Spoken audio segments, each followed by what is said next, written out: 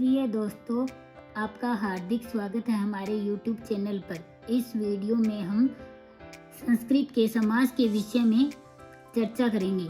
समास क्या है और उसके प्रकारों को समझने के लिए कृपया आप इस वीडियो को ध्यानपूर्वक देखें। तो बिना किसी देरी से आइए शुरुआत करते हैं। तो सबसे पहले हम समास को समझ लेते हैं कि समास का मतलब क्या होता है। जैसे संधि के बारे में हम लोगों ने पढ़ा था कि दो वर्णों का मेल है वो संधि है, और जो समास है वो दो पदों का मेल है, उसको हम समास कहेंगे। समास का अर्थ संक्षिप्तीकरण। संक्षिप्तीकरण मतलब छोटा रूप। व्याकरण की भाषा में हम इसको क्या कहेंगे? समास कहेंगे। तो समास की परिभाषा है समसनम समास है।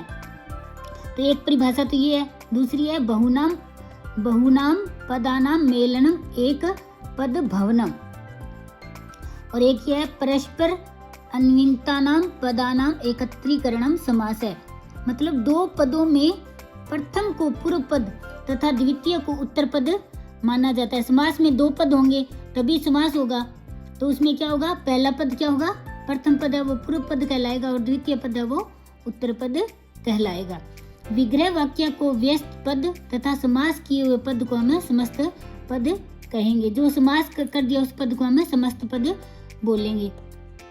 जैसे अब समास का संधि विच्छेद।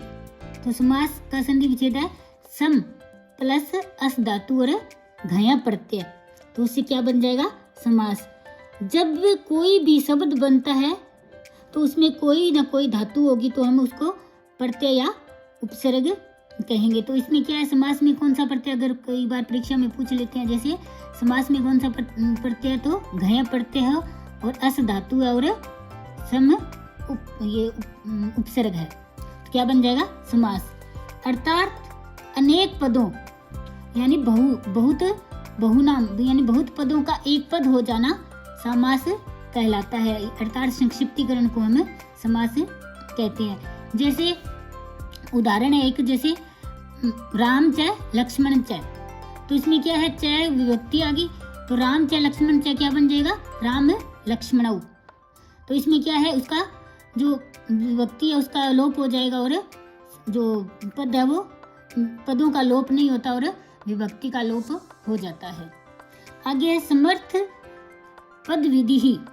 समास का कार्य समर्थ पदों में ही होता है। जहां पदों में सामर्थ्य नहीं होगा वहां समास नहीं होगा। तो समास 5 प्रकार के होते हैं। नंबर 1 है केवल समास। यह विशेष संज्ञा से रहित समास है।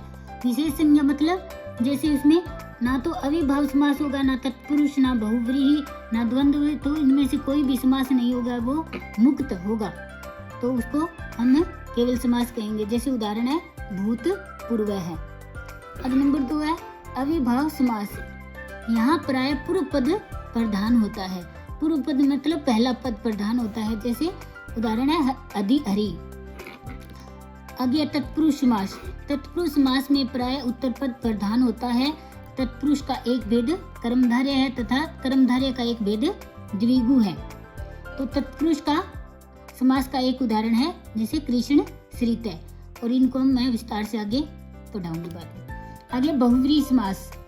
प्राय बहुव्रीहि समास में पूर्व पद और उत्तर पद में से कोई भिन्न मतलब अन्य पद प्रधान होता है, तो उसको हम बहुव्रीहि समास कहेंगे। जैसे पीताम्बर है। द्वंद्व समास। इस समास में दोनों पद प्रधान होते हैं। जैसे उदाहरण है राम लक्ष्मणौ, मतलब इसमें दोनों पद प्रधान है, राम और लक्ष्मण। तो दो पद है तो इसमें दोनों पद प्रधान हो गए। तो दोस्तों आज मैंने जो समास के प्रकार है वो संक्षेप में बताए हैं। आने वाली वीडियो में मैं इनको विस्तार से पढ़ाऊंगी। बहुत बहुत धन्यवाद दोस्तों, जो आपने हमारे संस्कृत समास वीडियो को देखा। आपका समर्थन हमें मजबूती देता है। अगर आपने अभी तक हमारे चैनल को सब्सक्राइब नहीं किया है तो कृपया करके सब्सक्राइब करें, ताकि आप हमारे आने वाले वीडियो को न छोड़ें। धन्यवाद, और फिर से मिलेंगे अगले वीडियो में।